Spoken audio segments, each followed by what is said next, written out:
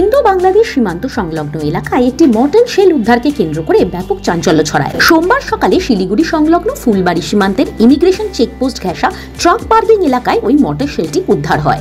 জানা গিয়েছে, এদিন সীমান্ত সংলগ্ন এলাকায় থাকা ট্রাকের পার্কিং এলাকার ভেতরে একটি মর্টার শেল পড়ে থাকতে দেখা যায়। এরপরেই আতঙ্ক ছড়ায় এলাকা জুড়ে। খবর দেওয়া হয় পুলিশে। খবর পেয়ে ঘটনাস্থলে পৌঁছয় এনজেপি থানার পুলিশ।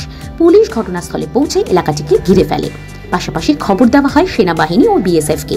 দীর্ঘক্ষণ আলোচনার পর সিদ্ধান্ত হয় শেলটিকে মঙ্গলবার নিরাপদ স্থানে নিষ্ক্রিয় করা হবে। আমাদের যে ভুটান পার্কিং এ এখানে হচ্ছে আমাদের ড্রাইভাররা গাড়ি লোডিং করতে আসছিল।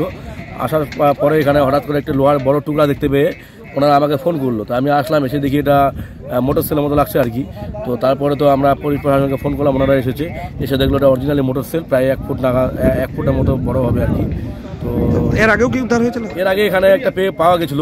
তো আমরা মনে করছি সিকিমে যে বন্যা হলো, বন্যার ফলে যে তিস্তা নদীতে অনেক ওদের সরঞ্জাম ভেসে যায়। তো তিস্তা নদী থেকে আমরা মনে করছি যেটা এসেছে আর কি করে আসলো, কিভাবে? ডাম্পারে করে এসেছে। ডাম্পার যে চলে ডাম্পার। আপনার ওখান থেকে কি নিয়ে আসেন?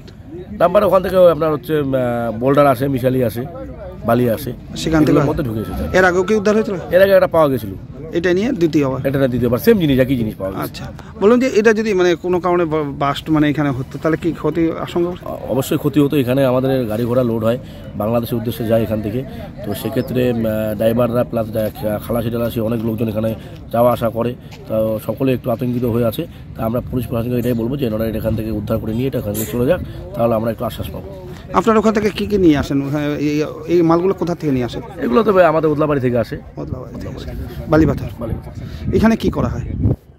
এখান থেকে গাড়ি লোড হয়, জেসিবিতে করে গাড়ি লোডে বাংলাদেশ যায়।